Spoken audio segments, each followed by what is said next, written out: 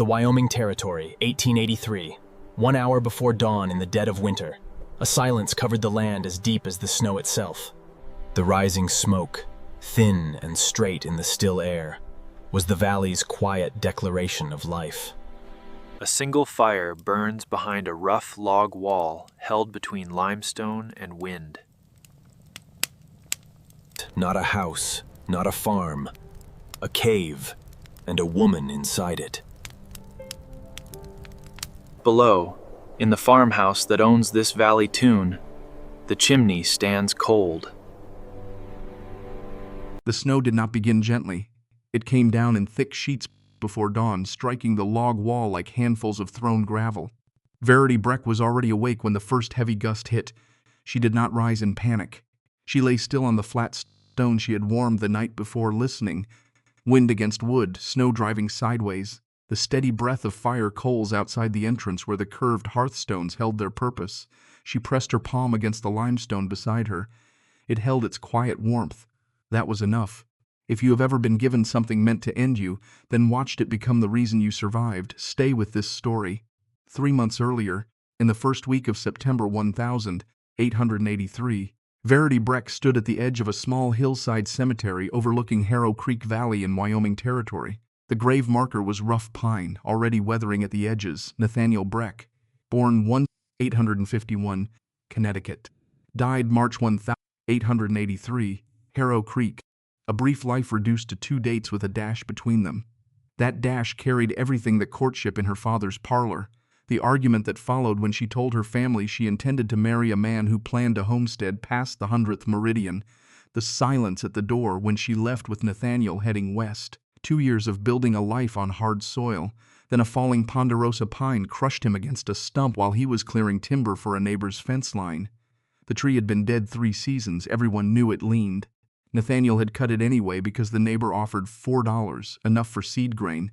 She had buried him on a Tuesday. By Wednesday, the legal machinery of inheritance had already begun turning. Nathaniel left no will. They had no children. Under Wyoming territorial law, the homestead claim passed to the nearest male blood relative. Josiah Breck, Nathaniel's older brother by 6 years, had filed the paperwork before the grave dirt settled. Verity did not contest it. She had no money for a lawyer. She had no family willing to receive her. Her father in Connecticut had written once after the wedding, a single line informing her that she had made her choice. Her mother never wrote at all. Going back east meant arriving with nothing to people who had already closed the door. Staying meant standing on someone else's land. For 6 months after Nathaniel's death, she lived in the back room of the farmhouse while Josiah occupied the front. Lorena, Josiah's wife, cooked meals that included Verity's portion but never included Verity in conversation. The arrangement had the shape of charity without any of its warmth. Verity mended fences, fed livestock, hauled water from the creek work that justified her presence without acknowledging her grief. She ate at the table's edge. She slept in the room where Nathaniel's coat still hung on a nail behind the door. She did not touch the coat. She did not move it. Some mornings she stood near it long enough to catch the last trace of pine resin that clung to the collar, fading a little more each week. By August, the silences in the farmhouse had grown teeth. Lorena's glances carried a weight that conversation never addressed. Josiah avoided Verity's eyes the way a man avoids a fence post he knows he placed in the wrong spot, aware of the error, unwilling to correct it. Now, standing at Nathaniel's grave in the thin September light, Verity heard footsteps on the path behind her. She did not turn. She knew the sound of Josiah's boots, deliberate, slightly uneven from the knee he had twisted years ago breaking a horse.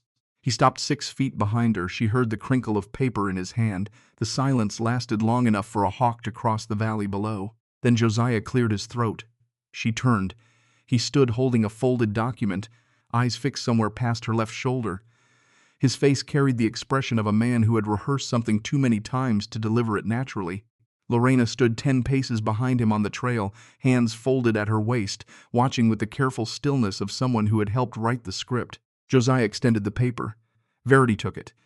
The document was brief: a deed transfer for 5 acres on Stonebreak Ridge, the rocky slope northeast of the valley floor. The land included, as the document phrased it, a natural recess in the hillside suitable for shelter purposes. Lorena's voice came from the trail. Measured, rehearsed. No one can say we turned you out. The words were arranged carefully, like furniture placed to block a doorway while appearing to welcome guests. Verity studied the document: 5 acres of rock, scrub pine, thin soil over limestone. No arable ground, no water source within easy reach. The kind of land that appeared on a deed to satisfy obligation, not to sustain life. She folded the paper, placed it in her coat pocket. She looked at Josiah. He still would not meet her eyes. She looked at Lorena, who held her gaze with the practiced steadiness of someone who believed generosity could be performed convincingly enough to become real. Verity turned without answering either of them. She walked up the hill towards Stonebreak Ridge. Behind her she heard Lorena exhale, not relief exactly, but something close enough to share a border with it. Climb took 40 minutes. The trail was deer track mostly, narrow through stands of ponderosa pine, overexposed limestone shelves where her boots scraped against pale rock. She emerged onto the ridge as the afternoon light shifted toward amber. The valley spread below Harrow Creek, winding through brown grass fence lines marking claims, the Breck farmhouse with its stone chimney standing solid against the western sky. Smoke rose from the chimney in a straight, confident line. Other homesteads dotted the valley floor, each with its own column of smoke, its own small declaration of permanence. She found the cave by the shadow it cast.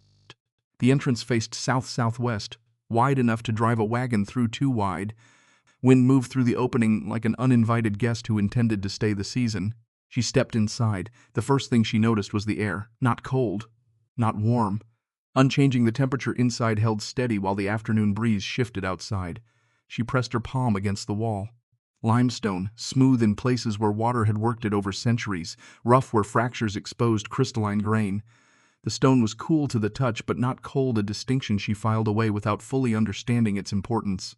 The cave ran roughly 40 feet deep, narrowing gradually from the wide mouth to a back wall where the ceiling dropped to 6 feet.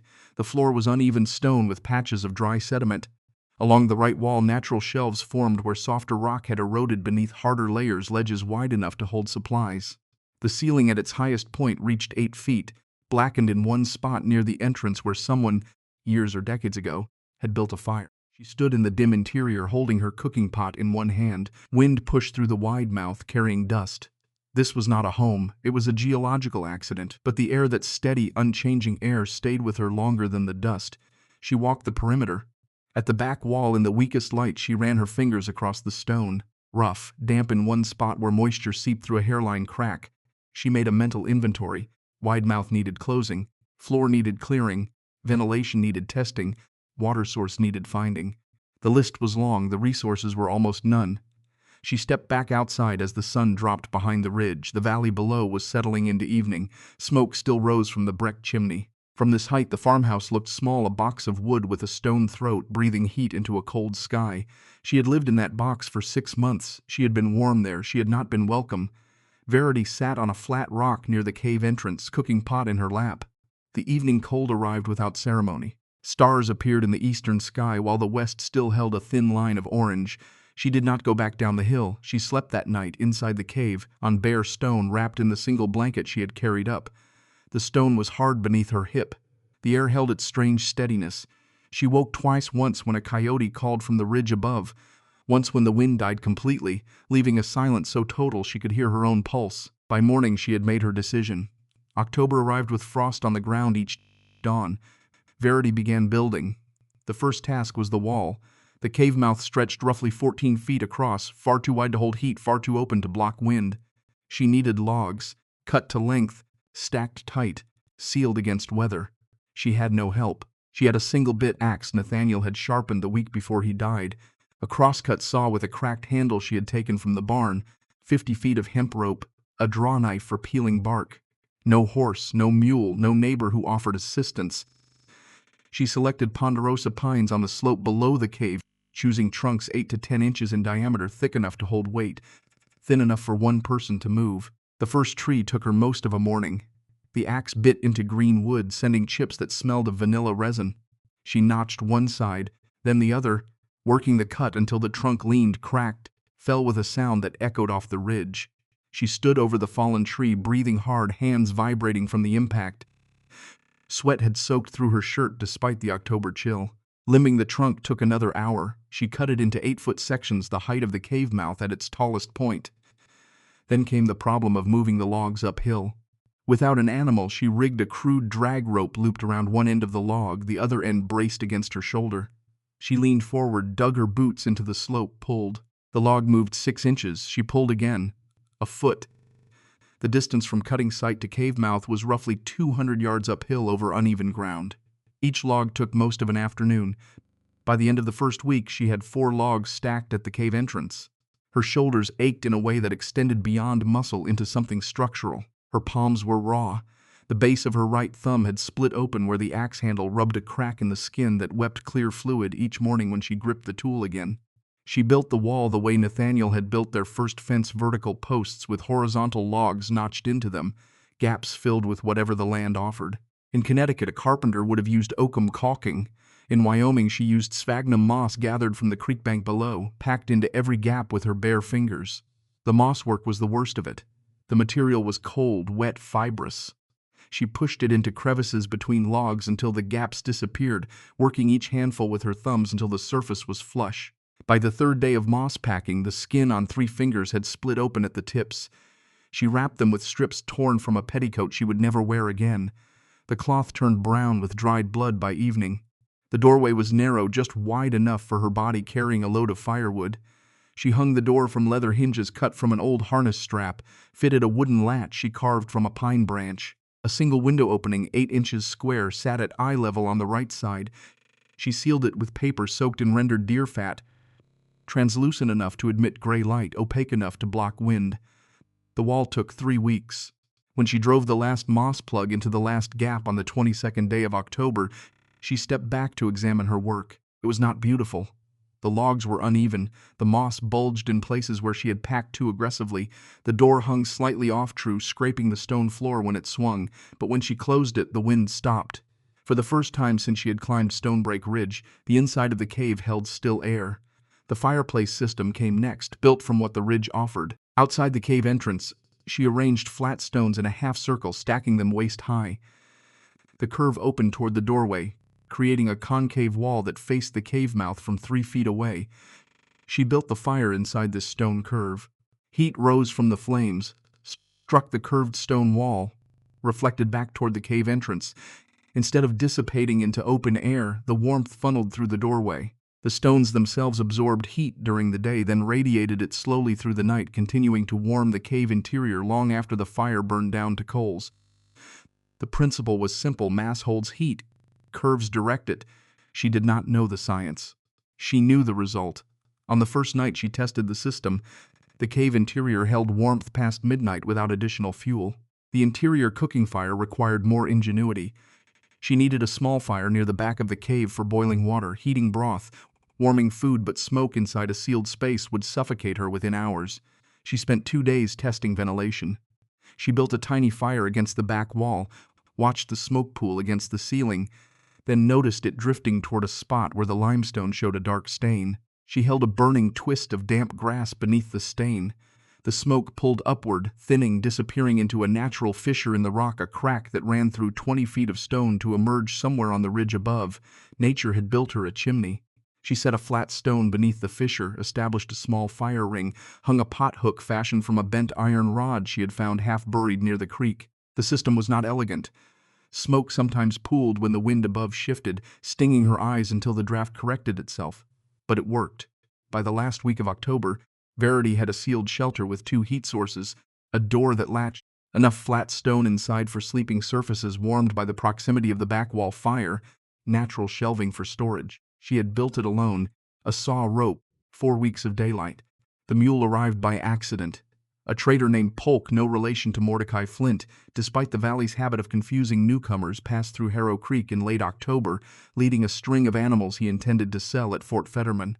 One mule had gone lame 2 days earlier, favoring its left foreleg with a stubbornness that suggested the animal had decided that walking was no longer worth the effort.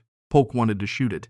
Verity saw the mule tied to a fence post near the creek crossing, its head hanging low, ribs showing through a dull coat. She had $11 silver left, the last of the money she had earned mending clothes for the wife of the territorial surveyor during the summer. She offered Polk $8. He laughed. She offered 10. He stopped laughing. He looked at the mule, looked at her, calculated the cost of feeding a lame animal against the certainty of getting nothing for a dead one. He took the money. The mule was ugly. Brown turning gray at the muzzle, one ear shorter than the other from an old injury, a disposition that suggested the animal viewed cooperation as a character flaw. Verity named him Solomon after the king who understood the value of things others fought over. She led Solomon up the trail to Stonebreak Ridge. The mule stopped, planted his hoof, refused to continue. She waited. After 4 minutes, Solomon exhaled through his nose with a sound that carried the weight of profound resignation. He walked. The lameness improved within a week once she packed the hoof with pine resin mixed with creek mud, a remedy Nathaniel had used on a draft horse years ago. Solomon would never be fast. He would be strong enough. He could drag logs, carry water in canvas bags slung across his back, haul supplies from the valley. On the worst days ahead, he would break trail through snow deep enough to bury a fence post. News of the mule purchase reached the valley within a day. The reaction was not hostile. It was worse, it was amused. Men passing on the lower road slowed their horses when they looked up at Stonebreak Ridge. They could see the log wall now, the thin line of smoke from the exterior fire, the shape of a woman moving between cave mouth, the brown speck of a mule tied to a pine. They shook their heads the way men shake their heads at a child building a tower from creek stones, fondly, distantly, certain of the outcome. Women in the valley carried the story more carefully but no less completely. Over washbasin, across kitchen tables, the narrative assembled itself. Nathaniel's widow had taken the cave land, had actually moved into the cave, built a wall, bought a lame mule. The consensus was gentle, devastating. She would come down by first snow. Harriet Sumner climbed the slope on a Thursday afternoon in early November. Harriet was 46 years old, the wife of Douglas Sumner, who ran cattle on the west side of the valley. She was a woman who organized church suppers, settled disputes between neighbors with the authority of someone who confused her own opinions with divine will. She arrived at the cave entrance slightly winded, hands folded in front of her coat, chin lifted. She studied the log wall, the hearthstones, the mule cropping dead grass 20 feet away.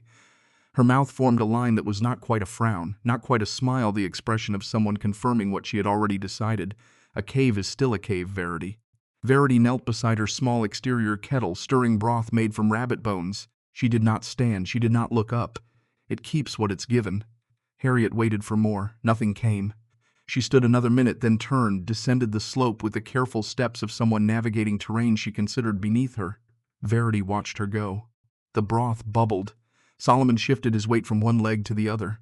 The valley below continued its ordinary business of smoke, fences, the slow movement of cattle across brown grass. Harriet had not understood the answer. Few of them would. What the cave kept was heat. Not the aggressive, consuming heat of a wood stove that roared for 3 hours, then left a house shivering by midnight. The limestone held warmth the way a person holds a secret, slowly, deeply, releasing it only when the surrounding air demanded it. By November, the cave interior stayed warm through the night. Verity could wake at 3 in the morning, feel the stored heat of yesterday's fire still moving through the stone. The exterior stones banked with coals at dusk continued radiating until dawn. The cave did not fight winter, it absorbed it. Food came next. Verity built a drying rack from pine poles lashed with sinew. She shot 2 mule deer in October, one from the ridge, one from the timber below, using Nathaniel's Sharps rifle, which kicked so hard it left a bruise on her shoulder that lasted 9 days. She butchered the carcasses on flat stone, cut the meat into thin strips, hung them on the drying rack in the deep interior of the cave where the air held steady at 55 degrees. The jerky cured slowly, evenly, without the mold that plagued meat hung in damp cabins. She stored root vegetables, potatoes, turnips, wild carrots in the natural shelving along the cave's right wall. The constant temperature kept them from freezing in winter, from sprouting too early in false spring warmth. Dried beans filled a canvas sack hung from a peg driven into a limestone crack. 3 jars of rendered fat. A sack of flour she had traded for with mending work done for a rancher's wife in October. Salt 2 pounds, expensive, essential. She rationed it the way a banker rations capital, measuring each pinch against the months ahead. The trapline began in mid-November. Verity set rabbit snares along the lower slope of Stonebreak Ridge, following a route that descended through timber toward the creek. She walked the line every morning at first light, the same path, the same sequence, the same landmarks. Oak stump, split boulder, lightning-struck pine with one branch pointing east like a crooked finger. Fence line marking the northern edge of Josiah's claim. Creek crossing where the water ran shallow over flat rock. She memorized the route by foot, by feel, by the sound her boots made on different surfaces. Rock gave a sharp report, frozen ground rang hollow, soft earth sank without sound. She could walk the path blindfolded by December, every root, every dip, every place where the ground fell away unexpectedly. This daily habit served 2 purposes. It fed her through winter. It would save lives in a blizzard she did not yet know was coming. Late October delivered the first discovery that changed her understanding of the cave, of Josiah's gift, of Nathaniel himself. She had been clearing the back wall, scraping away moss, dried mineral deposits that obscured the stone beneath. She wanted to see the full surface to understand the rock, to find any additional fissures that might serve as ventilation or might, conversely, admit water during spring melt.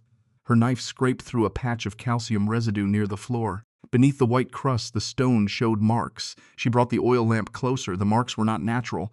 2 letters carved into limestone with something sharp, a knife point, a nail. The strokes were shallow but deliberate, NB. Below the letters, 879. Nathaniel Breck. 879, 4 years before he married her. 2 years before he even traveled back to Connecticut, where they would meet at a church social, where he would stand at the edge of the room holding his hat the same way Josiah would later hold documents, where she would notice his hands calloused, steady, belonging to a man who built things instead of inheriting them. Nathaniel had found this cave. Nathaniel had stood in this exact spot, run his hands along this wall, felt the same unchanging air. He had carved his initials the way young men mark places they intend to return to, places that matter for reasons they cannot fully explain. Verity sat on the cave floor. She placed her fingers over the carved letters, matching them precisely. Her index finger traced the N. Her middle finger rested on the B. The stone was cool. The carving was shallow enough that she had to press to feel the edges. She cried then, not loudly, not dramatically.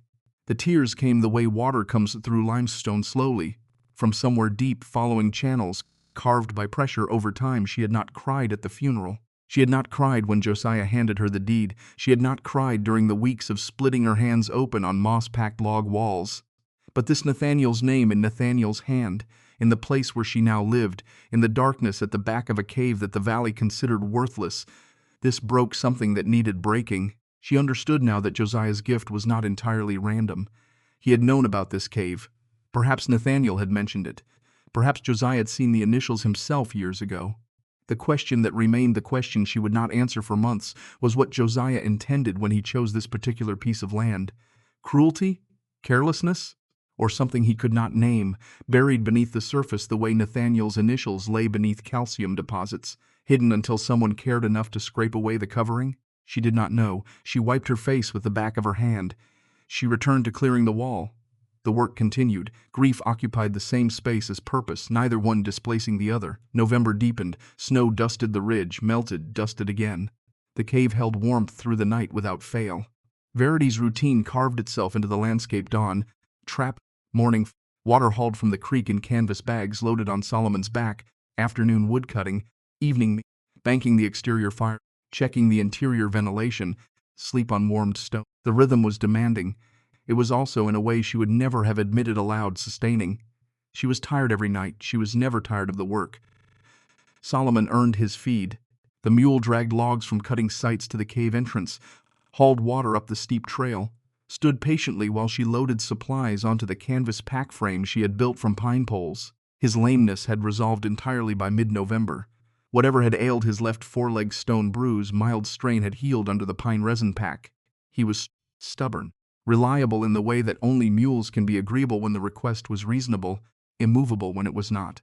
Verity spoke to him the way she had once spoken to Nathaniel during long evenings, quietly, about nothing in particular, filling the silence with the sound of her own voice so the silence would not fill with other things. December arrived. The larder was stocked. 12 pounds of venison jerky, 40 pounds of potatoes, 20 pounds of turnips, dried beans enough for 6 weeks, flour for biscuits rendered fat for cooking, salt, 3 pounds of coffee, a luxury she had debated for 2 days before trading her Sunday dress for it at the Harrow Creek General Store.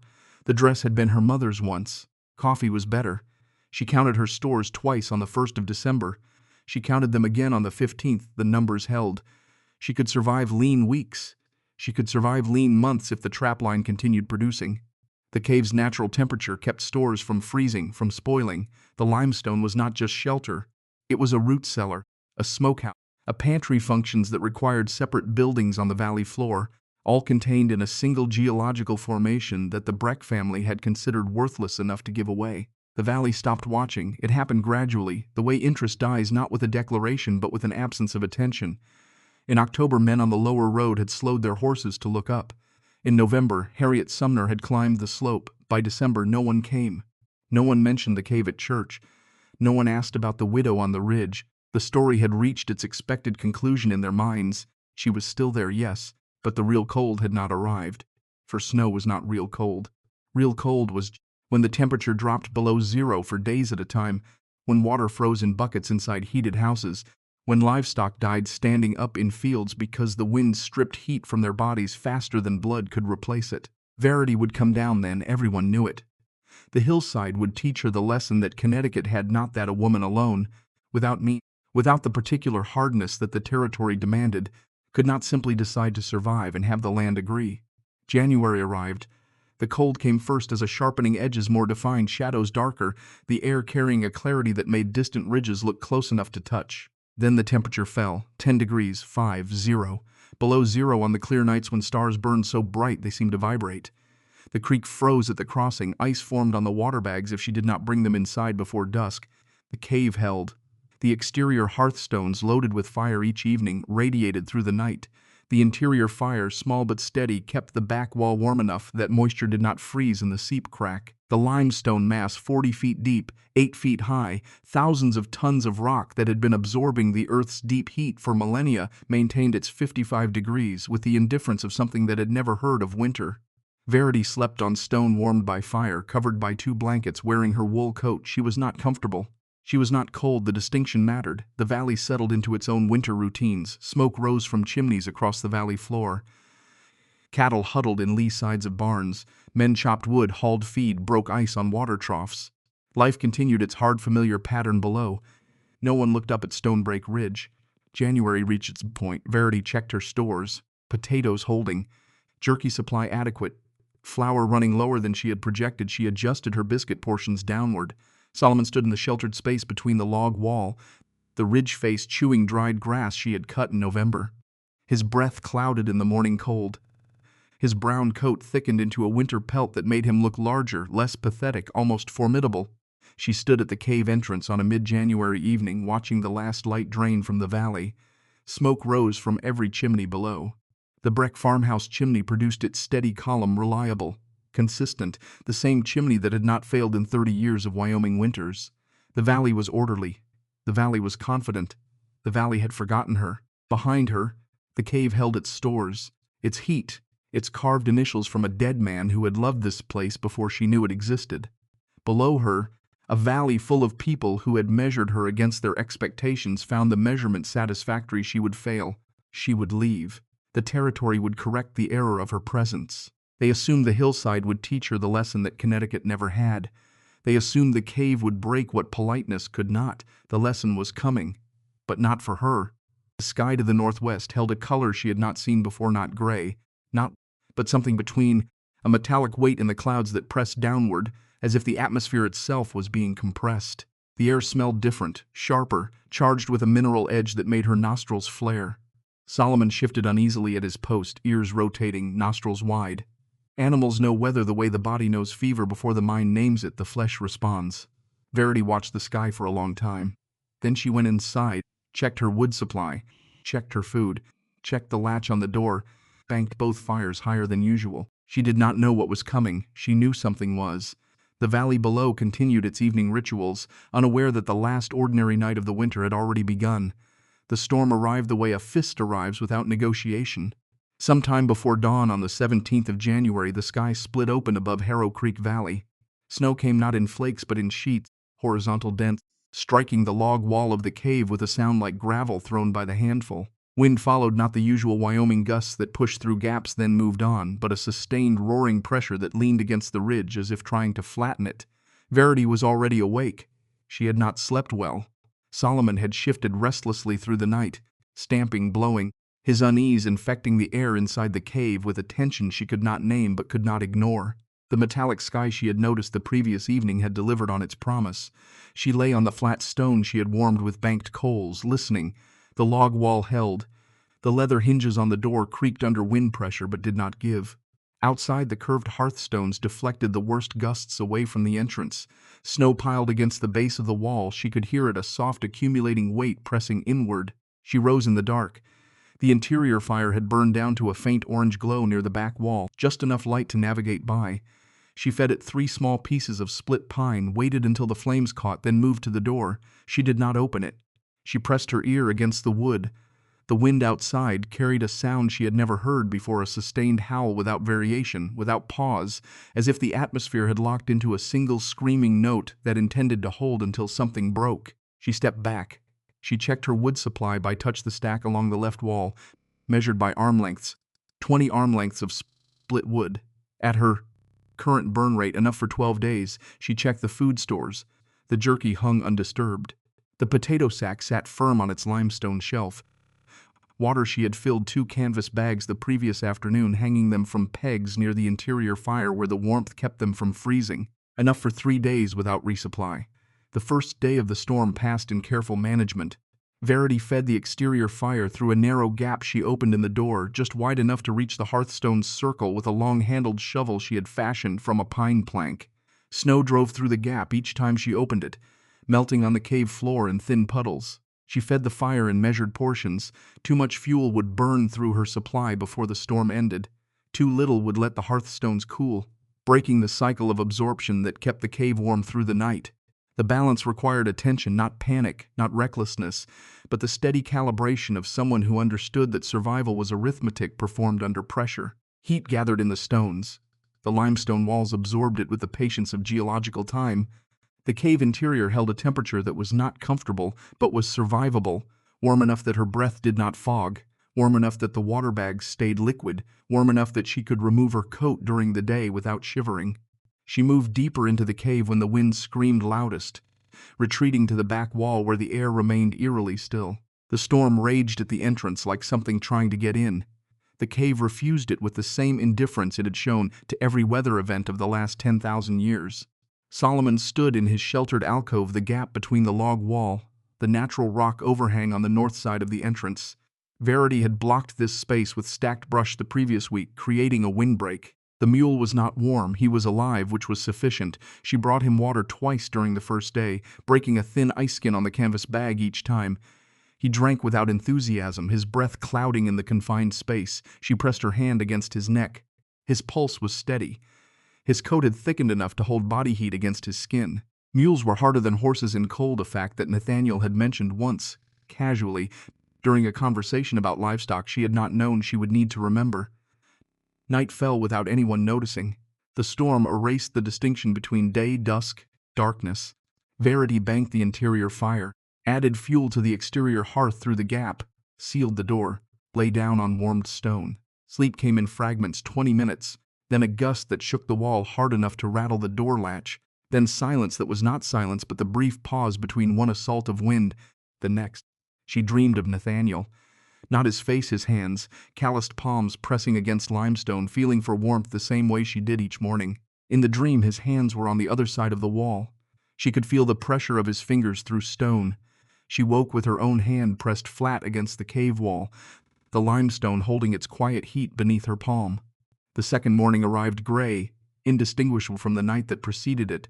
The storm had not paused. If anything, the wind had intensified the sustained howl, now carrying a deeper register, a vibration she felt in her chest rather than heard with her ears. Snow had drifted against the door during the night. When she pushed it open to tend the exterior fire, resistance met her immediately. She forced the door outward 3 inches, enough to see white, solid white. The drift against the wall had reached the height of the window opening. She could not see the hearthstones. She could not see the valley below. She took the long-handled shovel, reached through the gap, began clearing snow from the hearth area. Each shovelful she pulled inside melted on the cave floor, adding to the puddles that now ran in thin streams toward the back wall where natural drainage carried them into crevices. The fire outside had nearly died, buried under blown snow. She raked the coals together, added kindling through the gap, waited. The kindling caught.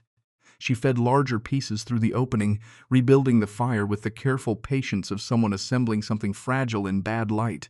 With the fire restored, she closed the door against the drift. She stood in the dim interior, breathing. The air did not bite her lungs, the floor did not freeze beneath her blankets. The cave held its ground. She opened the door one more time that morning, not to tend the fire, to measure. She forced the gap wider, pushed her arm through, reached upward. Snow stood shoulder-high against the wall. She could feel the compacted surface above her extended hand, dense, wind-packed, heavy. She withdrew her arm, brushed snow from her sleeve, looked through the narrow opening toward the valley below. Nothing. The world had been erased. No fence lines, no roads, no rooftops. The valley floor was a featureless white plain stretching to the far ridge, broken only by the dark verticals of tree trunks stripped bare by wind. Everything built by human hands, barns, fences, corrals, houses, lay buried beneath the white. The landscape had been returned to a state that preceded settlement, preceded names, preceded the presumption that this territory could be domesticated. No smoke. Verity's eyes narrowed. She scanned the valley floor slowly, left to right, searching for the thin vertical lines that marked inhabited homesteads. Every chimney in Harrow Creek Valley should have been producing smoke. It was the middle of January, the middle of a blizzard, the middle of the kind of cold that killed livestock in fields. Smoke was not optional. Smoke was proof of life. She found none. Not from the Sumner place on the west side, not from the Cotter homestead near the creek bend, not from the scattering of smaller cabins along the north road. The wind might have been shearing the smoke columns flat, making them invisible from this angle. That was possible. But directly below, 400 yards downhill, in a straight line from Stonebreak Ridge to the valley floor, sat the Breck farmhouse. Its stone chimney was the tallest structure in Harrow Creek. It had produced smoke every winter day for 30 years. Josiah kept a fire the way his father had, the way Nathaniel had before he built his own hearth, constant, reliable, a matter of identity as much as warmth. The chimney stood cold. She stared at it for a long time. The wind screamed past the door gap, carrying snow crystals that stung her face. The chimney was a gray line against white, vertical, still, producing nothing. She closed the door. She stood in the dim cave interior, processing what the absence of smoke meant. Josiah's wood supply should have been adequate. He had cut timber all autumn, stacked cords along the south wall of the farmhouse the way he did every year. Unless the drifts had buried the woodpile, unless the wind had torn something loose, a roof section, a wall joint that let the cold in faster than the fire could push it back, unless the chimney itself had failed, cracked by ice, blocked by snow driven into the flue from above. Whatever the cause, a house without smoke in a storm like this was a house running out of time. The storm continued through the second day. Through the second night. Verity slept in short intervals, woke, checked fires. Her mind kept returning to the cold chimney. Josiah was 63 years old. Lorena was 58. Neither was frail in the ordinary sense. They were Wyoming settlers, hardened by decades of labor, capable of enduring discomfort that would hospitalize a city dweller. But endurance has limits. A house losing heat in below-zero conditions becomes dangerous within hours. Core body temperature drops. Confusion sets in. The muscles that shiver to generate warmth eventually exhaust themselves. After that, the cold does its work with the patient efficiency of something that has been doing this for millennia. She lay on the warm stone, listening to the storm. She thought about the folded paper Josiah had handed her without meeting her eyes. She thought about Lorena's voice, measured, rehearsed, delivering the line about nobody being able to say they turned her out. She thought about 6 months of eating at the table's edge, sleeping in a back room, her labor accepted while her presence was not. She thought about these things without bitterness. Bitterness requires energy she could not afford to spend. What she felt was something closer to clarity, the cold, clean recognition that the people who had pushed her out of their house were now trapped inside it, dying by degree, while she lay warm in the place they had chosen for her exile. The irony was so precise it almost felt designed. On the third morning the storm stopped. Not gradually, it stopped the way a held breath releases, sudden, total. One moment the wind was howling with the sustained fury that had defined the last 50 hours. The next moment, silence, not quiet, silence, the absolute absence of sound that follows catastrophic weather, as if the world needed a moment to assess the damage before resuming. Verity lay still. She counted her breaths. 10, 20. The silence held. No wind, no driving snow, no vibration in the log wall. She rose, crossed the cave, put her hands on the door. She could feel the weight against it, snow pressed tight by 2 days of wind, compacted into something closer to ice than powder. She pushed. Nothing. She braced her shoulder against the wood, drove her boots into the stone floor, pushed harder. The door moved half an inch. She heard a crack. Not the door. The snow crust outside breaking under pressure. She pushed again. An inch. 2. 3. She worked the door open in increments, each push breaking a new layer of crust, until white light flooded the cave interior with a brilliance that made her squint. 8 feet, maybe more in places where the wind had sculpted drifts against obstacles. The snow reached the top of the door frame on the drift side. sloping down to 4 feet on the lee side where the rock overhang had provided some shelter. The world beyond the door was white, not the white of fresh snowfall, which has texture, shadow, variation, but the absolute, blinding white of deep accumulation under clear sky. The sun had risen somewhere behind the ridge. Its light hit the snow surface with a force that turned every crystal into a tiny mirror, filling the air with reflected brightness. The valley lay buried. She could see the general shape of the terrain, the slope of Stonebreak Ridge falling away toward the valley floor, the far ridge marking the western boundary, the dark line of the creek corridor where trees stood bare above the snow. But every human structure had vanished. Fences, roads, corrals, all submerged. The Breck farmhouse showed only its roof, a white rise where shingles should have been visible, then the upper edge of the second-story window appearing as a dark rectangle half swallowed by drift. The chimney stood above everything, the tallest point on the valley floor, cold, no smoke, no heat shimmer, no sign that fire had burned inside it for days. Verity stepped back into the cave. She stood in the threshold between the warm interior, the frozen exterior, processing the decision that was already forming before she consciously acknowledged it. She looked at her wood supply, still adequate. She looked at the food stores, sufficient for weeks. She looked at the limestone walls, holding their steady warmth. She looked at the carved initials in the back wall, barely visible in the reflected light from outside. NB 1879. Nathaniel had loved this place. She had built it into something that kept her alive. She could close the door, bank the fires, wait out the aftermath in safety.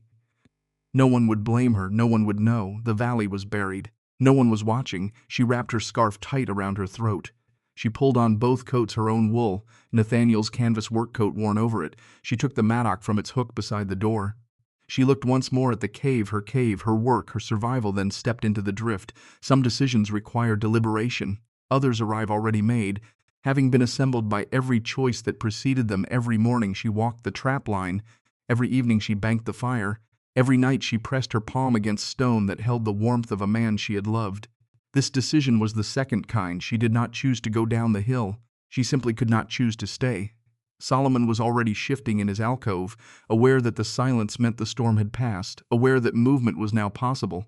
Verity dug him free from the drift that had packed around the brush windbreak. The mule shook snow from his back, stamped his hooves, blew twin plumes of steam from his nostrils. She did not saddle him. She rigged the simple drag harness rope across his chest, traces running back to a pine pole frame that served as a plow when dragged forward. Solomon would break trail, she would follow. She took the trapline route, the path she had walked every morning since November, the path she knew by sound, by feel, by the landmarks burned into her memory through 60 days of repetition. Oak Stump buried now, but she knew its location relative to the split boulder 15 paces downhill. Split boulder, the top edge showed above the snow, a dark point of reference in the white. Lightning-struck pine with the crooked branch visible, its upper trunk standing above the drift like a skeletal hand reaching from a grave. She moved from marker to marker, driving the mattock handle down before each stride, testing depth, finding the buried ground by sound. Wood gave a hollow thud, rock rang sharp, open ground returned nothing but the soft compression of packed snow. Solomon plowed ahead, chest-deep in places, his powerful legs driving through the powder with the mechanical determination that made mules the preferred animal for mountain work. The drag frame behind him carved a rough trough in the snow, not a path exactly, but a depression Verity could walk in without sinking to her waist. She followed 3 paces behind, mattock in hand, breath steady. Under the timber canopy the snow was thinner. The ponderosa pines had intercepted some of the falling snow, their branches holding weight that had not reached the ground, 4 feet here instead of 8. Still deep enough to swallow her legs by the 3rd step, but manageable. The cold bit through her gloves within minutes, settling into her fingers with the focused intensity of something that intended to stay. She flexed her hands around the mattock handle to keep blood moving. Her toes went numb inside her boots. Despite the wool socks, she had layered 2 pairs, the outer pair knitted from yarn she had unraveled from a shawl Lorena had given her as a parting gesture when Verity left the farmhouse. She had thought about that shawl while unraveling it. The gift had been genuine. The desire behind it for Verity to leave had also been genuine. Both things occupied the same object without contradiction. Halfway down the slope she stopped. Solomon halted ahead of her, ears rotating. She listened. Nothing moved. No livestock sounds, no low of cattle, no bleat of sheep, no stamp of hooves in barn stalls, no voices. No chimney crackle carried by wind because there was no wind, because there was no fire. The valley held the silence of a place where everything that moved had stopped moving. She pushed forward. The farmhouse roof showed first a white rise with dark lines where the wind had scoured snow from the ridge cap. Then the top edge of the second-story window appeared, framed in snow. Then the first-story walls, buried nearly to the windowsills. The south door, the one that faced uphill toward the ridge, sat behind a drift that reached the lintel. No footprints, no shovel marks, no indication that anyone inside had tried to clear an exit. Verity drove the mattock into the packed snow above the door. Each strike sent a spray of powder back into her face, stinging her cheeks, coating her eyelashes with crystals that melted into her eyes. She struck again. Again the snow was wind-packed here, dense, resistant, more ice than powder. Her shoulders burned within minutes. The old ache from months of log work flared along her trapezius, down her spine into her lower back. She did not stop. She could not stop. Solomon stood in the trough he had carved, patient, steam rising from his coat in the morning cold. She cleared enough snow to reach the latch. The door opened inward, a design choice made for exactly this circumstance, so drifting snow could not pin it shut from outside. She knocked once. The sound was flat, absorbed by the cold air. No answer. She knocked again, harder. Her gloved knuckles struck the frozen wood with a force that sent pain radiating up her wrist. A sound, not a voice, a shift. Something moving inside slowly without strength, the rasp of fabric against wood, a shuffle of feet, drag of a chair leg across a plank floor. The door opened inward by inches. Verity Breck stood in the gap. 3 blankets wrapped around her shoulders, layered so thickly she appeared half again her natural width. Her face was gray, not pale. Gray, the color of someone whose blood has retreated from the surface to protect the core. Her breath fogged in the hallway. The air coming through the door gap carried a smell that Verity recognized immediately. Damp, the particular staleness of a house that has lost its fire. Not the smell of a home, smell of a structure. Behind Verity, the main room held a gray stillness. The hearth was nearly dead, a few coals buried under ash, producing no visible heat, no light worth mentioning. The windows were frosted opaque. Ice had formed on the inside of the glass, a detail that told Verity the interior temperature had dropped below freezing. Furniture was rearranged, chairs pulled close to the hearth, blankets draped over the backs to create a crude heat tent that no longer had heat to contain.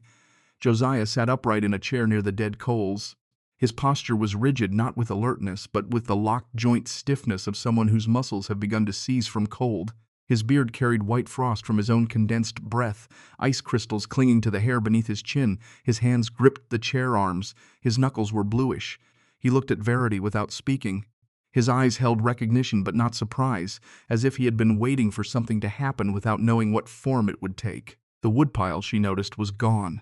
The stacked cords along the south wall, visible through the side window, had been buried under drifts too deep to excavate. Inside, the evidence of desperation showed in small details. The kitchen chair nearest the hearth was missing 2 legs. A side table that had held a lamp was gone entirely. They had burned their furniture. They had fed the fire with the house itself, piece by piece, until even that supply ran out. Josiah's jaw tightened as Verity stepped into the hallway. The muscles in his face worked, assembling words that his pride made heavy. Verity did not wait for them. Her voice came flat, carrying no warmth beyond the practical, "You're coming with me." Josiah's jaw tightened further.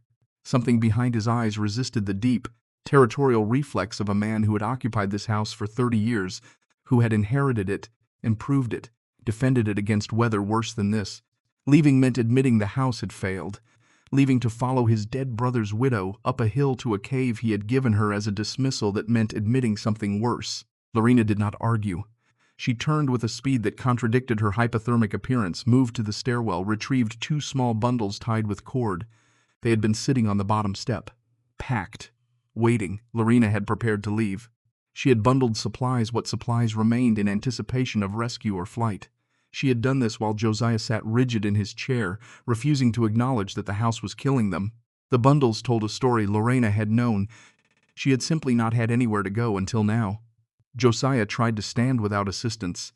He gripped the chair arms, pressed downward, lifted himself.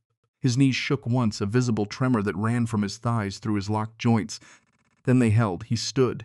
He was not steady. He was vertical. The distinction in that moment was the only one that mattered.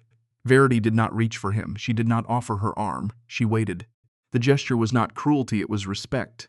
The particular kind offered between people who understand that the wrong help at the wrong moment is worse than no help at all. Josiah steadied himself. He stepped forward. His boots scraped against the frozen floorboards with the tentative care of someone walking on uncertain ice. Lorena took his elbow. Josiah did not resist. They moved through the hallway, through the door, into the blinding white outside. The cold hit them immediately. Both gasped, involuntary, their lungs contracting against air that felt solid. Verity had already turned, already moving towards Solomon, already gripping the mattock. The path back up was the path she had cut, coming down a rough trough in the snow, already beginning to fill at the edges where loose powder sifted inward. The walk back up took longer. Josiah stumbled twice on the slope. The first time his right boot caught on a buried root she had stepped over. She knew the root was there. He did not. He went down on one knee. Lorena's hand tightened on his elbow. He rose without sound. The second time the snow gave way beneath his left foot where the trough edge had collapsed, dropping him hip-deep into powder. Solomon, ahead on the trail, stopped without being told, the mule turning his head to watch the way animals watch human difficulty, with patience that contains no judgment. Verity backtracked 3 steps, extended the mattock handle. Josiah gripped it. She pulled. He came free with a sound like a cork leaving a bottle, the snow releasing him reluctantly, as if it had already begun the process of claiming him. They moved through the timber where the canopy thinned the snow. Josiah's breathing was audible now, harsh, labored, each exhale carrying a fog that dissipated slowly in the still air. Lorena walked beside him with one hand under his arm, silent, her face showing nothing except the focused attention of someone managing a crisis by refusing to acknowledge it as one. The snow filled in behind them almost immediately. The storm had left no mercy in its wake. The path they cut existed only in the present tense. Each step forward was matched by the snow's quiet erasure of the step behind. The cave wall appeared through the trees. Josiah stopped. He stood in the trough, waist-deep in snow, looking uphill at the structure his brother's widow had built from the gift he had intended as exile. The log wall, rough, moss-chinked, leaning slightly where the ground was uneven, stood solid against the snow. The curved hearthstones, blackened by 3 months of steady fire, held their shape. Smoke rose from behind the wall in a thin line, not dramatic, not impressive, certain. The way a heartbeat is certain, unremarkable until it stops. Josiah stared at the smoke. His face held an expression Verity could not read, or rather, an expression that contained too many things to read as any single one.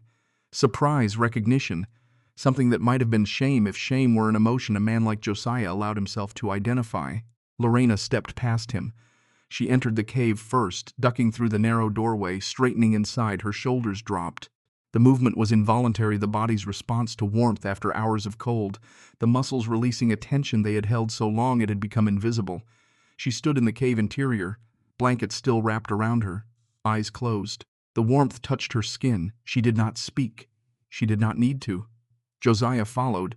He stepped through the doorway with the hesitation of someone entering a place where the rules are different from the ones they know. The cave air enveloped him, not hot, not aggressive, but present, steady. The particular warmth of limestone that has been absorbing heat for months, releasing it into the air with the consistency of something that does not understand urgency. He pressed his palm against the limestone wall, held it there. His fingers spread wide, flattening against the stone. The warmth moved into his hand. He did not remove it. He stood with his palm against the wall, his back to the cave interior, his face turned away from both women. Whatever passed across his features in that moment remained his. Verity closed the door behind them.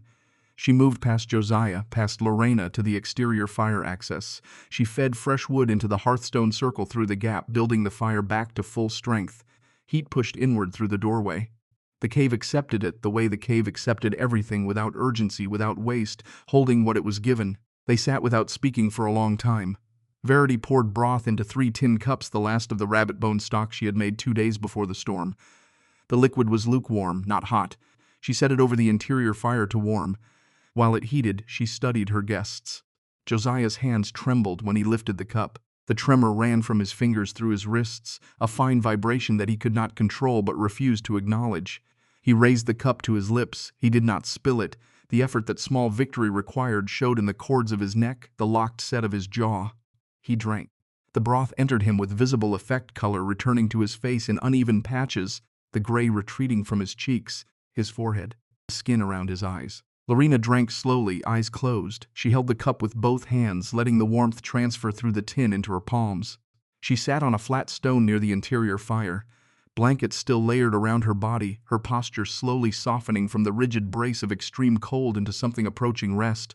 Outside, the wind returned in gusts, not the sustained fury of the storm, but intermittent pushes that rattled the log wall without threatening it. Inside the cave, the warmth stayed steady. The limestone walls held their temperature. The exterior hearthstones continued their slow radiation. The two fires outside pushing heat in, inside holding it close, maintained the equilibrium that had kept Verity alive through every cold night since November. That first night in the cave together, no one spoke beyond necessity. Verity laid out her extra blankets on the flat stones near the back wall, creating sleeping surfaces for Josiah Lorena. She took her own usual position closer to the door, where the exterior heat reached her directly. The arrangement was practical.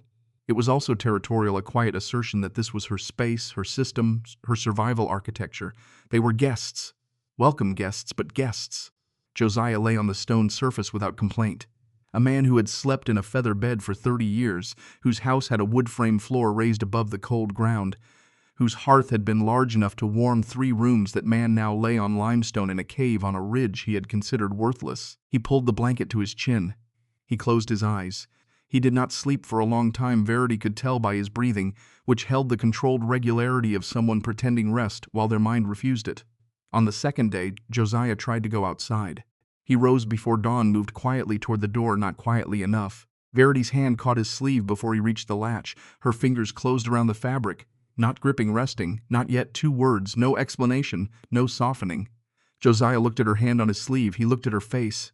Whatever he found there, authority, certainty, something earned through months of surviving what he had expected to kill her. He did not argue. He returned to his stone. He sat. He waited. The second day passed in small domestic rhythms that would have seemed ordinary in any household but carried different weight in a cave on a frozen ridge. Verity cooked.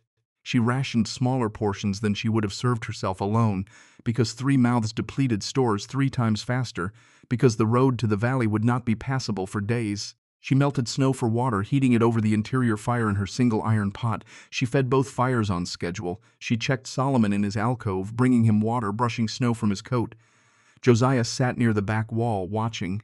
He was a man accustomed to activity, to splitting wood, hauling, repairing fence, the physical labor that structured his days the way a skeleton structures a body. Without it, he seemed diminished, not weak, unoccupied. His hands rested on his knees, opening, closing, searching for tasks that did not exist in this space. He studied the cave interior with the attention of someone seeing a place for the first time, despite having known about its existence for 30 years. His eyes moved along the log wall, assessing the joinery, the moss packing, the leather hinges. He examined the hearthstone arrangement through the door gap. He traced the natural shelving along the right wall, noting the stored food, the organized supplies. His face revealed nothing. His hands, opening, revealed everything. Lorena occupied herself differently. On the second afternoon, she moved toward the back wall. Her steps were tentative, not from weakness, which had begun to recede with warmth, food, rest, but from something else. Curiosity, maybe, or the particular caution of someone approaching a truth they suspect but do not yet want to confirm. She stood at the back wall. Her fingers brushed the limestone surface, tracing the texture the way a reader traces unfamiliar words on a page. On the third day, Lorena found what Verity knew she would find. Her fingers had been moving along the lower section of the back wall, following a ridge of calcium deposit that ran horizontally at waist height. She stopped. Her hand flattened against the stone. She leaned closer, squinting in the dim light from the oil lamp. Verity kept burning near the interior fire. NB 1879. Lorena stood motionless. Her hand remained on the stone, covering the carved letters. She did not speak. She did not turn to look at Verity, who was tending the exterior fire, or at who sat with his eyes half closed near the sleeping stones. She stood with her palm over Nathaniel's initials for a long time, long enough for the fire to burn down half an inch, long enough for the light to shift as clouds moved across the sun outside. She knew. Verity could see it in the set of Lorena's shoulders, the slight forward curve, the dropped chin, the posture of someone absorbing information that rearranges what they believed they understood. Lorena knew about the initials because Josiah had told her. When Josiah chose this particular parcel, 5 acres of rock on Stonebreak Ridge, a cave in a hillside he had not chosen randomly. He had known Nathaniel's connection to this place. He had told Lorena. They had discussed it, probably in the measured tones of people convincing themselves that a complicated action was simple. Give her the land with the cave. Nathaniel liked the cave. She won't stay long enough for it to matter. Lorena removed her hand from the wall. She turned. She looked at Verity across the dim cave interior. The two women held each other's gaze for 3 seconds. 4, 5. Nothing was spoken. Everything was communicated. Lorena's eyes carried the particular heaviness of a person who has just discovered that the consequences of a decision travel further than the decision itself. She lowered her gaze first. She returned to her sleeping stone. She sat. She folded her hands in her lap. She was quiet for the rest of the day. That evening, while Josiah slept, Lorena spoke. Her voice came low, barely above a whisper, directed at Verity's back as Verity added wood to the interior fire without turning. "I thought you would leave by November." Verity set the wood. She did not turn. Her hands adjusted the burning logs with the iron poker she had fashioned from a bent rod. So did everyone. Lorena swallowed. The sound was audible in the quiet cave. "We gave you this hill because we believed it would send you back east, back to Connecticut, back to wherever you came from before Nathaniel brought you here." The fire crackled. A log shifted, sending a brief column of sparks upward toward the natural chimney fissure. "You did not leave, no." Lorena's breathing changed deeper, slower, the rhythm of someone gathering weight before setting it down. "I saw the letters on the wall, NB." Verity was still, her hands rested on her knees. "Josiah told me about them before we drew up the deed. Nathaniel carved them years ago. He used to climb up here when he was young, before you, before the homestead, before any of it." A pause. The fire spoke in the silent small pops, the hiss of moisture in green wood. "I told myself we were giving you something of his. I told myself that made it kind." Another pause. Longer. "It was not kind. We gave you this hill because we wanted you gone. Everything else was what I told myself so I could sleep." Verity reached forward slowly, adjusting the kettle hook over the fire. Her movements were precise, unhurried. Winter has a way of correcting people. Lorena exhaled. The breath carried something out of her, not everything, not enough, but something with weight. The cave held the silence that followed the way it held everything else. Patiently, without judgment, with the steady warmth of stone that does not care who needs it.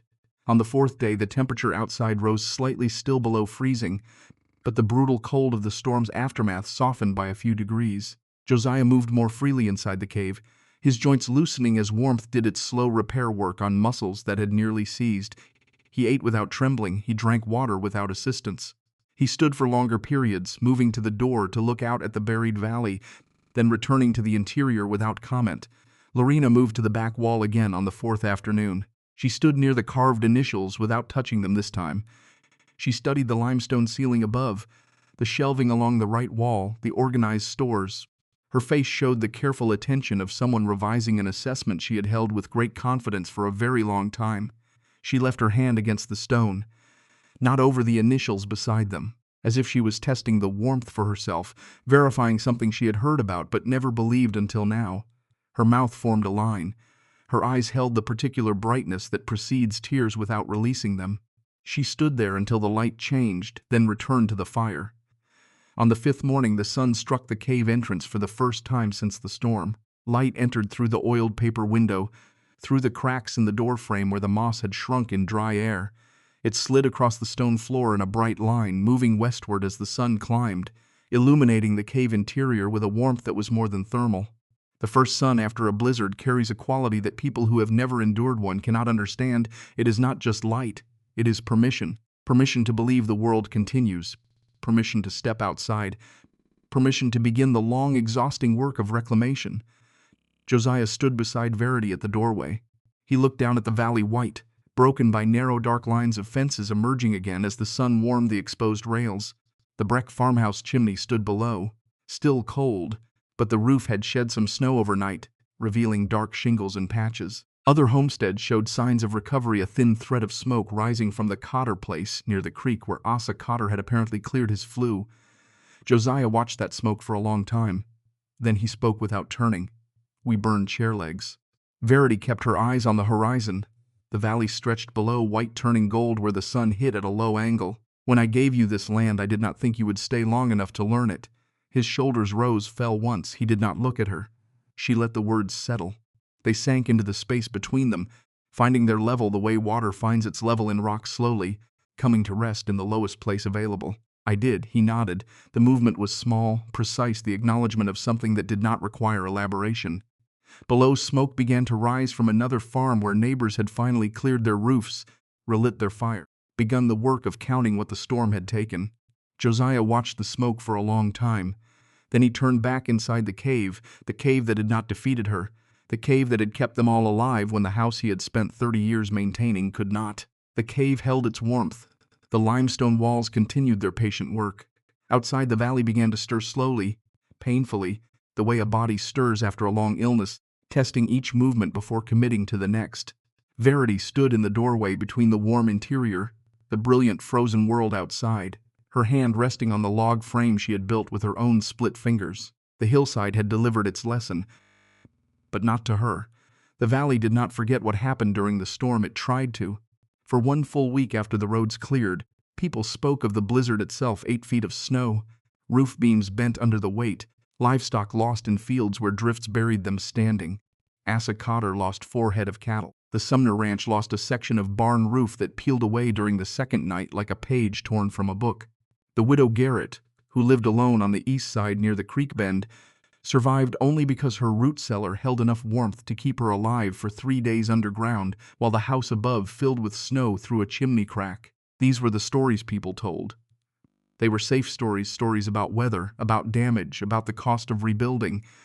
They kept conversation anchored to facts that could be measured in board feet, in head counts, in dollars. What people did not discuss, at least not openly, was the other story. The one about the widow on Stonebreak Ridge who had survived the worst blizzard in 30 years inside a cave the valley had considered a joke. The one about Josiah Breck, whose farmhouse chimney went cold for the first time in 3 decades, being led uphill through chest-deep snow to shelter in the very place he had given away as a dismissal. That story moved through Harrow Creek Valley the way water moves through limestone underground, invisible, persistent, reshaping everything it touched without appearing on the surface. Josiah returned to the farmhouse with Lorena on the 7th day after the storm. Neighbors from the Cotter homestead had begun clearing the main road with horse-drawn plows by the 4th day. By the 6th, a crew of men, Asa Cotter, his 2 grown sons, Douglas Sumner, a rancher named Pollard from the north end of the valley, had dug out the Breck farmhouse. They cleared the woodpile, restacked what remained, brought fresh-cut fuel from a stand of deadfall oak on the Sumner property. They repaired the chimney flue, which had partially collapsed when ice expanded inside a mortar joint on the 2nd night of the storm. They did this work without speaking much. Men who have endured a blizzard together do not require conversation to coordinate labor. They move, they lift, they hammer. Words are for afterward. When the house was ready, Verity walked Josiah down the hill. Lorena carried the 2 bundles she had brought lighter now, the food inside consumed during the 5 days in the cave. Solomon followed behind, unburdened, his hooves finding the packed trail that the work crew had carved between ridge, valley floor. Josiah walked slowly but without stumbling. The weakness that had made his knees shake on the climb up had receded during the days of warmth, broth, rest. He was not restored. A man in his 60s does not recover from near hypothermia in 5 days. But he was functional. He could walk his own floor, feed his own fire, close his own door against the cold. At the farmhouse threshold, Josiah stopped. He turned back toward the ridge. The cave was not visible from this angle. Trees blocked the sightline, but the thin column of smoke rising above the timber marked its location with the same quiet certainty it had shown throughout the storm. He looked at that smoke for several seconds. Then he stepped inside his house. Lorena followed. The door closed. Smoke rose from the repaired chimney within the hours straight, confident, reclaiming its 30-year habit. Something had shifted, though. The chimney smoked. The house functioned. The routine of valley life resumed its familiar cadence: wood chopped, water, livestock, fences mended where the snow had brought them down. But beneath that routine, something had rearranged itself in a way that could not be undone by returning to normal. The Breck farmhouse chimney had failed. The cave on Stonebreak Ridge had not. Everyone in the valley knew this. No one said it aloud. They did not need to. The fact occupied the silence between every conversation about storm damage, about repairs, about the price of lumber at Fort Fetterman. By Sunday, men climbing the North Ridge Trail paused when they came within sight of the cave. They did not laugh. Whatever amusement the cave had provided in October, the widow with her log wall, her lame mule, her stubborn refusal to acknowledge that a hillside was not a home, that amusement had been scoured away by the blizzard as completely as the snow had scoured the valley. What remained in its place was something harder to dismiss. They looked, really looked, at the log wall still standing, at the hearthstones blackened by months of use, at the narrow doorway where firelight occasionally flickered. They looked at these things the way men look at a bridge they had expected to collapse, with the uneasy respect that follows the failure of their own judgment. Asa Cotter came first. He appeared on a Tuesday morning, 10 days after the storm, carrying a load of split oak on his broad shoulder. Asa was 51 years old, built like the stumps he spent his life removing short wide, seemingly incapable of being pushed over. He had lived in Harrow Creek Valley for 23 years. He spoke rarely, volunteered opinions never. He set the oak beside the cave wall without ceremony. The logs hit the frozen ground with a sound that carried no ambiguity. This was not charity. It was correction. His voice came rough, aimed at the ground between his boots. Should have come sooner. Verity stood near the exterior fire, her hands wrapped around a tin cup of coffee. She watched him set the last log on the pile. She nodded once. "You're here now." Asa stepped inside the cave. He stopped 2 paces past the threshold. The warmth reached him, not the sudden blast of a cabin stove, but the enveloping, even presence that the limestone produced. His face changed, the muscles around his eyes softened. He drew a short breath through his nose, the involuntary intake of someone encountering something they did not expect. Feels different than outside. Yes, he ran a hand along the log frame, testing the joins, the moss seals, the way the wood met stone. His fingers moved with the practiced assessment of a man who had built structures his entire life. He did not compliment the work, he did not need to. His hand lingered on the frame the way a reader's eye lingers on a sentence worth rereading. Then he left, no more words. His boots crunched on the frozen path down the slope. Verity watched him go, then returned to her coffee. Others followed that week. Not in crowds, the valley was not built for crowds. Its population spread across miles of creek bottom, ridge, open range. They came in ones. A sack of potatoes from the Pollard Ranch, delivered by Pollard's eldest daughter, who set it inside the door with eyes wide, studying the cave interior the way a child studies a place mentioned in a story she had not believed. A jar of preserved peaches from the widow Garrett, who carried it up the slope despite her own recent ordeal, who said nothing when she handed it over, whose eyes held the particular understanding of one woman surviving alone, recognizing another. An extra blanket from someone who did not identify themselves, left folded on the flat rock outside the entrance, weighted down with a stone against the wind. No one named these offerings repayment. The word was too precise, too transactional for what was happening. Debt implies a ledger, a balance that can be zeroed. What moved through Harrow Creek Valley in those days after the storm was something older than debt, a recalibration of assumptions so fundamental that it required not words but objects: potatoes, peaches, firewood, blankets. The currency of people who measure value by weight, by warmth, by whether something keeps you alive until spring. Harriet Sumner climbed the slope 3 days after Asa Cotter.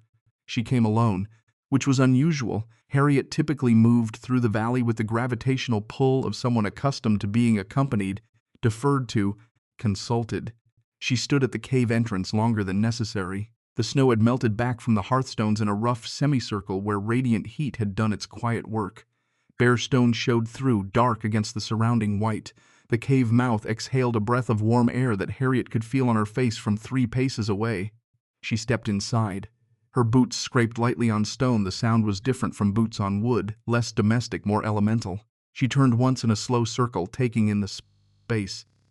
The log wall from inside the moss seals, the leather-hinged door, the oiled paper window admitting its gray light, the sleeping stones smooth from use, the interior fire ring near the back wall, the blackened ceiling above the natural chimney fissure, the shelving stocked with supplies, the oil lamp, the iron pot, the mattock on its hook, the life that had been built inside stone. Her face showed nothing at first, the disciplined composure of a woman who controlled her reactions the way she controlled church suppers, completely. Then her eyes lifted to the limestone ceiling. Stop. The surface was uneven, natural, carrying the texture of geological time, centuries of mineral deposition, the slow, patient work of the earth shaping itself without human assistance. It was not beautiful in any conventional sense. It was steady. It's steady in here. Her voice carried a note she probably did not intend, wonder, or something near enough to share a border with it. Yes. Harriet pressed her gloved palm to the wall, held it there. Then she removed the glove, a deliberate act, a choice to feel the stone without barrier. She pressed her bare hand against the limestone. The warmth entered her skin. She swallowed once, the muscles of her throat moving visibly. I misjudged this place. Verity waited. She stood near the interior fire, arms folded, watching Harriet with the patience of someone who has learned that the most important words arrive after the comfortable ones. I misjudged you. The admission came stiff, like joints long unused being forced to bend. Harriet's voice held a quality Verity had not heard from her before: roughness, the texture of something being said for the first time. without rehearsal, without the smooth polish that characterized everything Harriet Sumner typically produced. Verity did not rescue her from the moment. She did not smile, did not wave the admission away with a gracious phrase, did not offer the social lubrication that would have allowed Harriet to retreat into comfortable territory. She waited. The fire crackled. Solomon shifted outside, his harness jingling faintly. Harriet lowered her hand from the wall. Her bare fingers curled at her side. She looked at the cave floor, then back at Verity. When the chimney failed, she paused, choosing words with the care of someone crossing ice. Josiah would not have walked to my house. He would not have walked to Asa's. He would not have walked anywhere. The sentence did not finish. It did not need to. The unspoken ending hung in the cave air the way smoke hangs in still weather, visible, present, impossible to ignore. He would have stayed in that chair until she stopped again. Her mouth closed. Her jaw worked briefly, as if chewing something she could not swallow. Verity did not answer that either. Some truths are better left in the silence where they land, unconfirmed, undisputed, carrying their full weight because no one tried to make them lighter. Harriet looked at her directly.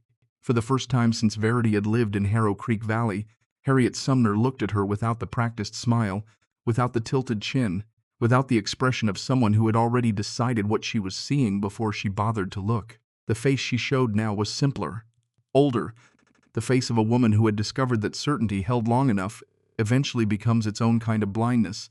You did not have to go down that hill. No. The word filled the small space between them. Harriet held Verity's gaze for one more breath. Then she nodded, not the social nod of agreement, but the slower, heavier nod of someone accepting a fact that rearranges the furniture of their understanding. She pulled her glove back on. She stepped out of the cave into the sunlight, turned, walked down the slope without looking behind her. Her footsteps faded. The cave held its warmth. Verity stood alone in the doorway, watching the valley resume its ordinary business below. The weeks that followed the storm brought a change in Josiah that expressed itself not in words but in movement, specifically in the pattern of his feet on the slope of Stonebreak Ridge. He came the first week after returning to the farmhouse. He carried a coil of rope over one shoulder, the kind used for lashing fence rails. Useful in a dozen ways Verity did not need explained. He set it inside the door, stood at the entrance, watched her tend the exterior fire. He did not speak. He stayed 10 minutes, then descended. He came the following week with a block of beeswax wrapped in cloth good for waterproofing leather, sealing joints, conditioning the hinges that held the cave door. The gift was practical considered, the offering of someone who had spent time thinking about what this particular place needed rather than grabbing whatever was at hand. The third week, he came with nothing. He climbed the slope in the late morning, arrived at the cave entrance slightly winded from the grade. He stood holding his hat in both hands, turning it slowly by the brim. Verity was splitting wood on a stump she had leveled near the hearthstones. The rhythmic crack of the axe punctuated the winter silence. Strike split, the two halves falling away from each other. The next round placed, the next strike. Josiah watched. He did not fill the silence with conversation. He was not a man who confused the presence of another person with the obligation to entertain them. He watched the way she positioned the axe blade aligned with the grain, handle gripped low for leverage, the stroke dropping from above the shoulder in a controlled arc. Nathaniel had split wood the same way. The technique was learned, not inherited. Someone had taught her. Josiah could guess who. The visits continued through the last weeks of January into February. Each Tuesday or Wednesday, depending on weather, Josiah appeared on the ridge. Sometimes he brought something useful. Sometimes he brought nothing but himself. The visits lasted longer, each time 15 minutes, then 20, then half an hour. He never sat. He stood at the entrance or just inside the doorway, occupying the threshold between the world he understood, the valley, the farmhouse, the life he had built on inherited land, the world Verity had built from what he had thrown away. On a morning in early February, with the temperature hovering just above zero, thin sunlight falling through bare branches onto the snow that still covered the ridge in diminishing patches, Josiah spoke. He had been standing at the entrance for several minutes, watching Verity split wood. The axe rose, fell. The rhythm was steady, meditative. I knew about this cave before I gave it to you. Verity did not pause. The axe rose, fell. A round of pines split cleanly, the two halves rocking away from each other on the stump. I expected that. She placed the next round. Josiah looked out at the valley, the familiar vista of fence lines, creek corridor, distant ridges still capped with white. Mordecai Flint told me about it 30 years ago. Said it stayed cool in the summer. Said a man could store meat in here for weeks without it spoiling. The axe stopped. Not mid-swing, Verity lowered it, rested the head on the stump, held the handle with both hands. She turned to face Josiah. His profile was cut against the bright snow beyond the entrance. His jaw held the set of a man working through something that had been sitting in him for a long time, pressing outward. I never came up here in winter. Mordecai talked about summer, so I thought about summer. Cool in July, I figured that meant frozen in January. I figured the rock would hold cold the way a cellar holds cold. I did not check. I did not walk up this ridge in December, in November, in any month when the answer would have mattered. He paused. His hands, still holding the hat, tightened on the brim. I did not bother to learn what I was giving you. The words carried a weight that had nothing to do with volume. He spoke quietly, almost conversationally, but the content landed with the force of something that had been falling for months, gathering speed in the silence between his weekly visits. Not cruelty, not malice, something worse. Indifference, the particular moral failure of a man who harmed someone not through intention but through the simple damning refusal to pay attention. He had not hated Verity. He had not wished her dead. He had simply not cared enough to find out whether the gift he gave her would kill her or save her. The difference between those outcomes had not interested him enough to climb a hill. Verity set the axe down completely. She leaned it against the stump.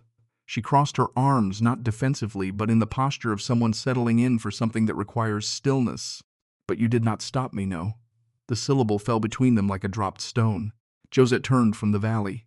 He looked at Verity directly, not past her shoulder, not at the ground near her feet, but at her. His eyes held something she had not seen in them before. Not guilt exactly. Recognition.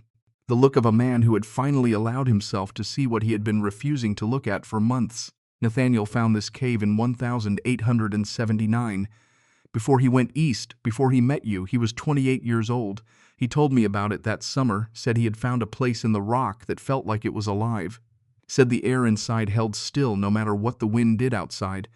Josiah's voice changed, softened at the edges, losing the careful control that typically governed everything he said. He was not speaking about property now.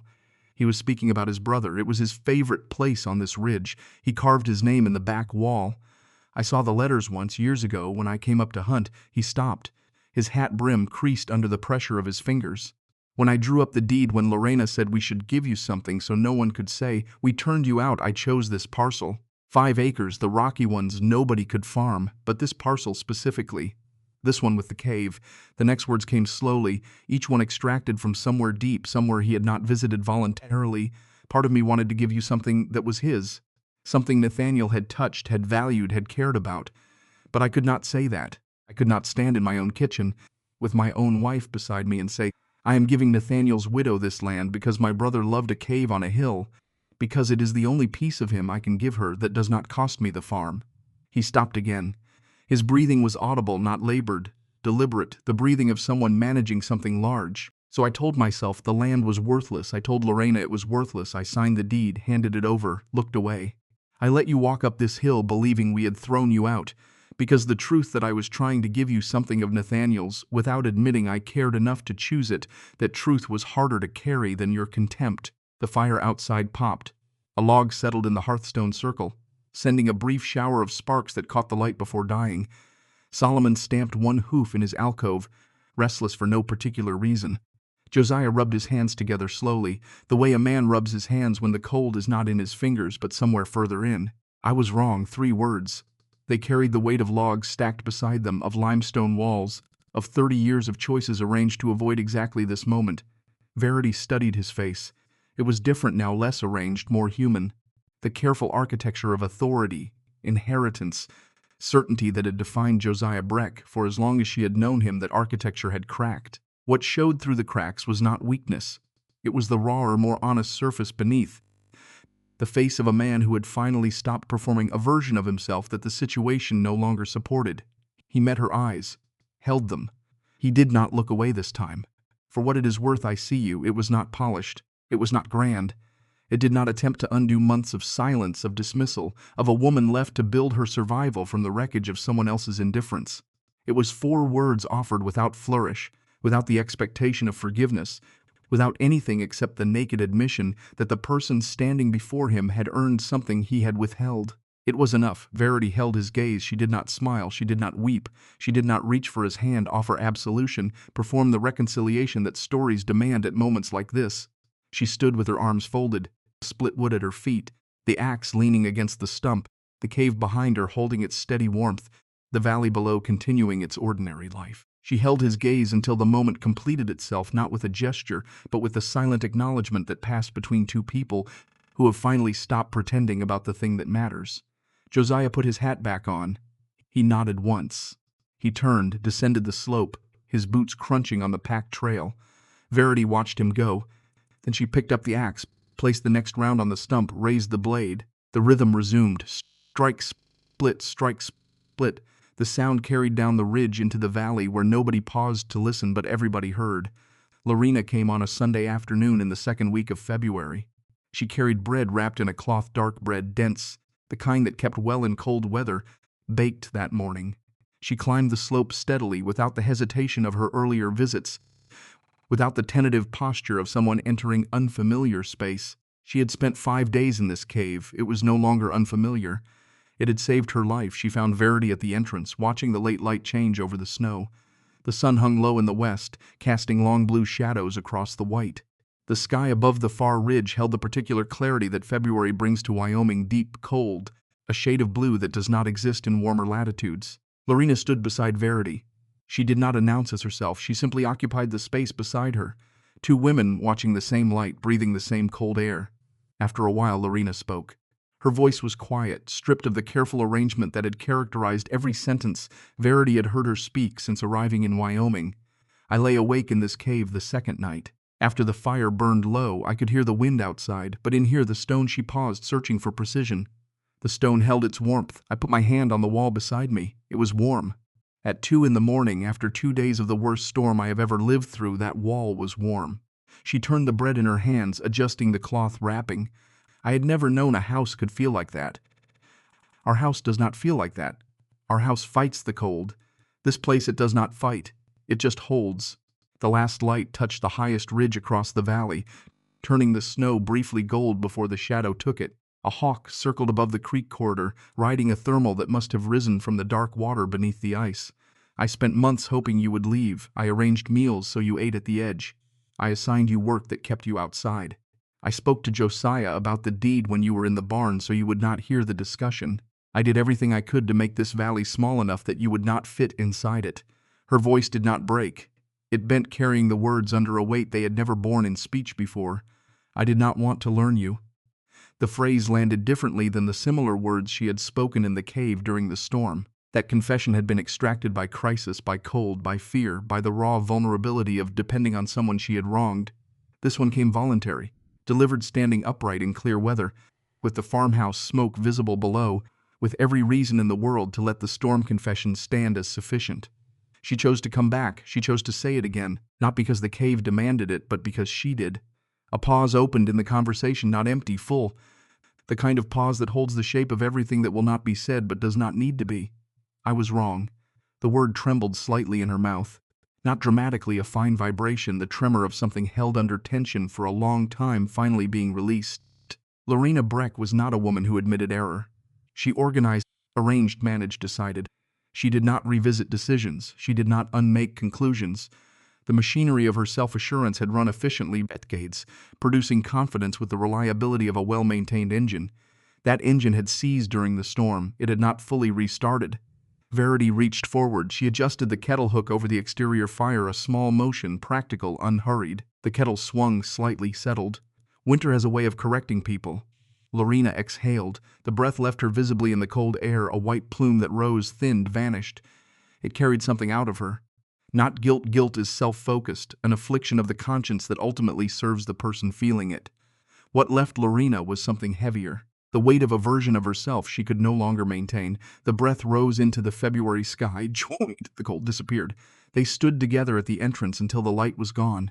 Then Lorena handed Verity the bread, turned, walked down the slope. Her footsteps were steady, measured, the steps of someone descending into a life that would look the same from the outside but would not feel the same from within. The invitation came 1 week later. Verity found it tucked into the rope coil Josiah had left during his Tuesday visit, a folded piece of paper, written in Lorena's hand. Sunday dinner, 4 o'clock, the Breck farmhouse. The note was brief, formal in the way that important things are sometimes made formal to mark them as different from ordinary communication. No explanation, no qualification, Verity read it twice. She set it on the limestone shelf beside her coffee supply.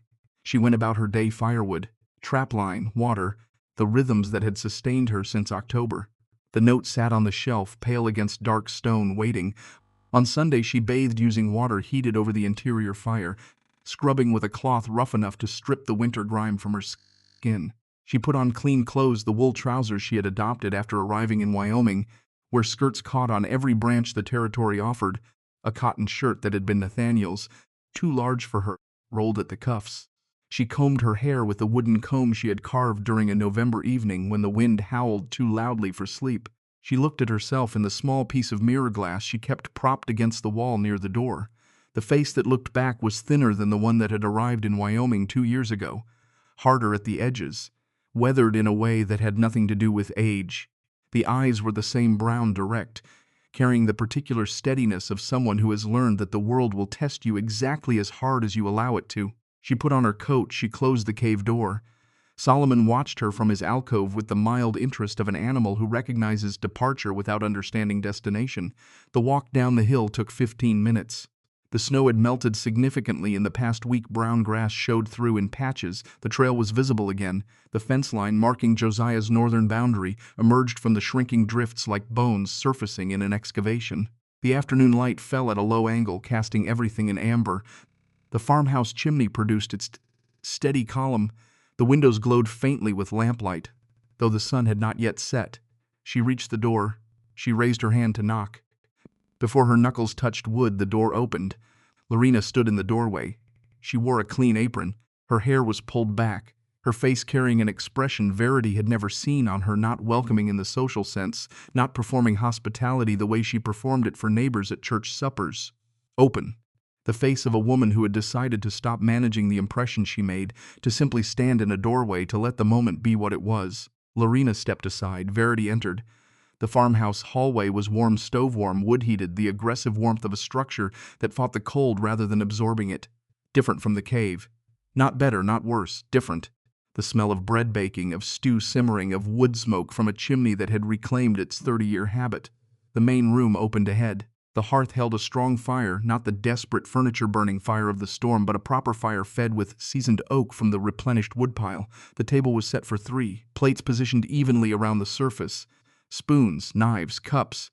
A cloth laid across the center with the bread resting on it, the same dark bread Lorena had brought to the cave, baked fresh for this occasion. Josiah stood near the hearth. Not stiff, not guarded, not holding his hat, not arranging his face into the expression of authority that had been his default for as long as Verity had known him. He stood the way a man stands in his own home when the performance of ownership has been temporarily suspended, simply present, simply waiting, his hands at his sides, his eyes on the door where Verity appeared. She saw the chair. It was positioned at the table.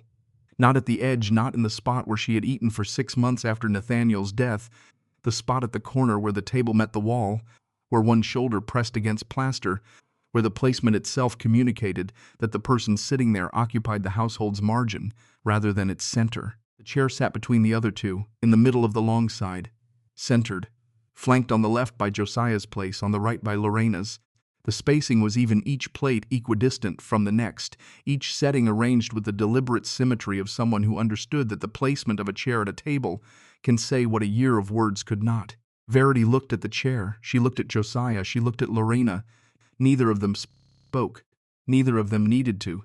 The chair spoke. Its position, rescued from the edge, placed at the center, contained the entire arc of the winter in a single piece of furniture. She sat. The meal began quietly. Bread passed from hand to hand, Lorena to Verity, Verity to Josiah. Stew ladled from the iron pot at the hearth, each bowl receiving the same portion. The stew was venison, root, wild onion, the flavors of Wyoming winter, the same ingredients Verity had cooked over her cave fire for months, prepared here in a kitchen with a proper stove, a proper table. The taste was the same. The context was everything. They ate without urgency. The fire crackled. Wind pressed against the farmhouse walls, a gentle push. Nothing like the blizzard, just the ordinary February wind that the valley lived with from October to April. Josiah chewed slowly, his jaw working with the measured rhythm of a man who was concentrating on something other than food. Lorena ate with her eyes on her plate, lifting her gaze occasionally to Verity, each glance carrying a brief assessment. Is this working? Is this enough? Before returning to the stew. At one point, Josiah's eyes drifted toward the window. Through the glass, through the bare branches of the cottonwood that stood in the yard, the slope of Stonebreak Ridge was visible, dark trees against white snow.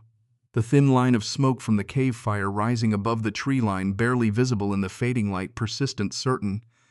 Josiah looked at that smoke the way a man looks at something he failed to build but has learned to respect. His expression held no commentary. No, he looked. Then he returned to his stew.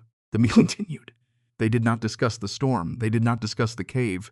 They did not discuss the deed, the folded paper, the 5 acres of rock, the months of isolation, the nights Verity spent with split fingers pressing moss into gaps while the valley shook its head below.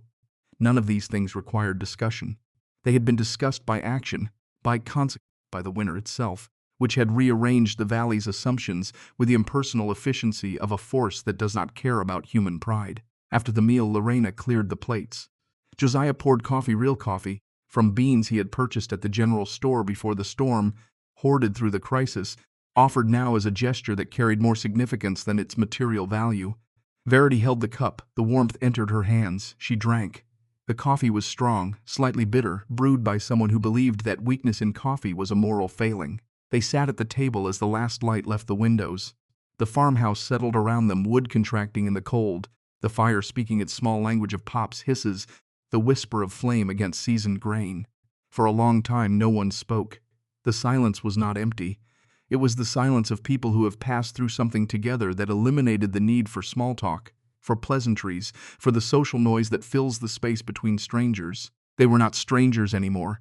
They were not family, not yet, maybe not ever in the formal sense. They were something the English language does not have a precise word for. People who had survived the same winter from different sides of the same hill, who had met in a cave in the middle of a blizzard, who had discovered that the geography of kindness is not determined by the giver's intention but by the receiver's need. Verity left before full dark. She thanked Lorena for the meal, a single nod, no more.